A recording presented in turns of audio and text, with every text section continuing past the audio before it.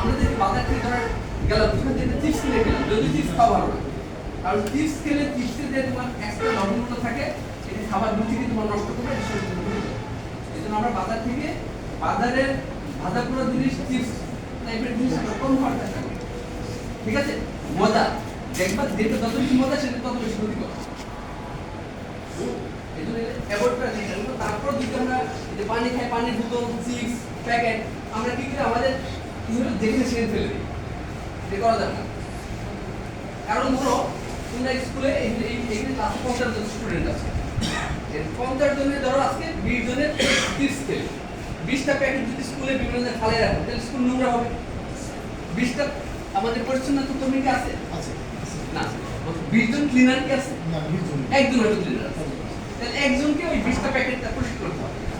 আর আমি যদি আমার প্যাকেটটা নিচে একটা ময়লা ধুলিতে ফেলি তাহলে কিন্তু ওই ক্লিনার তার এই ফেলা করতে পারে, তাহলে পরিবেশ নোংরা হবে না, তাই না?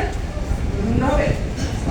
তাহলে এই জন্য আমরা পরিবেশকে নোংরা করবো না, পরিবেশকে আমরা সংরক্ষণ করবো। এই যে বর্ষাকাল শেষ হয়ে যাচ্ছে, এবার কয়জন লাগিয়েছো? আচ্ছা, যারা লাগাও নাই থ্যাংক ইউ, যারা লাগাও নাই এখনো সময় আছে। বর্ষাকাল গাছ লাগানো উপযুক্ত সময়, কারণ গাছ লাগালে কি ডেলি পানি দেওয়া লাগে না, যেহেতু বৃষ্টি হয়। শীতকালেও গাছ লাগাইতে পারবা, কিন্তু সেক্ষেত্রে তখন যেহেতু শুকনো মৌসুম প্রতিদিন পানি দেওয়া লাগে, কষ্ট।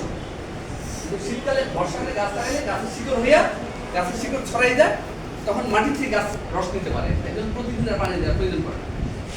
আমরা গাছ লাগাবো। হাঁস মুরগি পালক হয়ে যাবে। বাড়িতে কার কার হাঁস মুরগি আছে? তোমার পালক, মুরগি পালক না তোমাদের পালক? দুইটাই পালক। তোমার কয়টা হাঁস মুরগি আছে বলো? Good good, very good. আর ডিম দেয়? হ্যাঁ, আমি যখন